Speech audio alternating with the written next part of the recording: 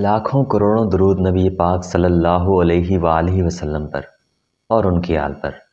السلام علیکم دوستوں۔ شیطان بننے سے پہلے فرشتہ تھا یا جن تھا؟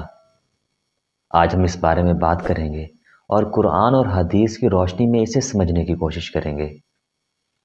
اللہ تعالیٰ قرآن پاک میں سورہ بقرہ میں ارشاد فرماتے ہیں وَإِذْ قُلْنَا لِلْمَلَائِكَةِ اسْجُدُوا لِآدَمَ فَسَجَدُوا إِلَّا إِبْلِيسَ أَبَىٰ وَاسْتَكْبَرَ وَكَانَ مِنَ الْكَافِرِينَ۔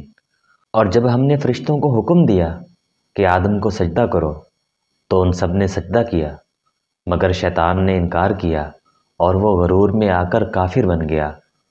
یہاں اس آیت سے یہ سوال پیدا ہوتا ہے کہ اللہ تعالیٰ نے سجدے کا حکم تو فرشتوں کو دیا تھا، تو کیا ابلیس یعنی کہ شیطان بھی فرشتہ تھا؟ مگر ایسا نہیں تھا، کیونکہ فرشتوں کو اللہ تعالیٰ نے نور سے پیدا فرمایا ہے اور فرشتے اللہ تعالیٰ کی حکم عدولی نہیں کر سکتے۔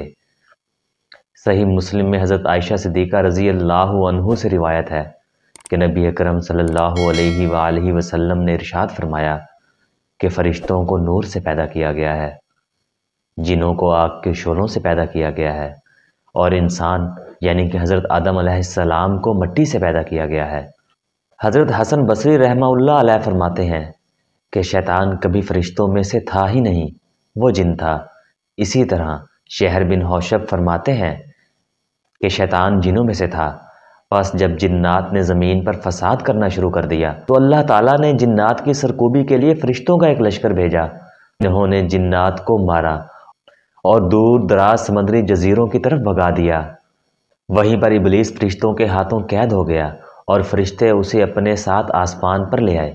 اس کے بعد وہ آسمان پر ہی رہا۔ ابن عباس رضی اللہ عنہ فرماتے ہیں کہ ابلیس کا اصل نام عزازیل تھا۔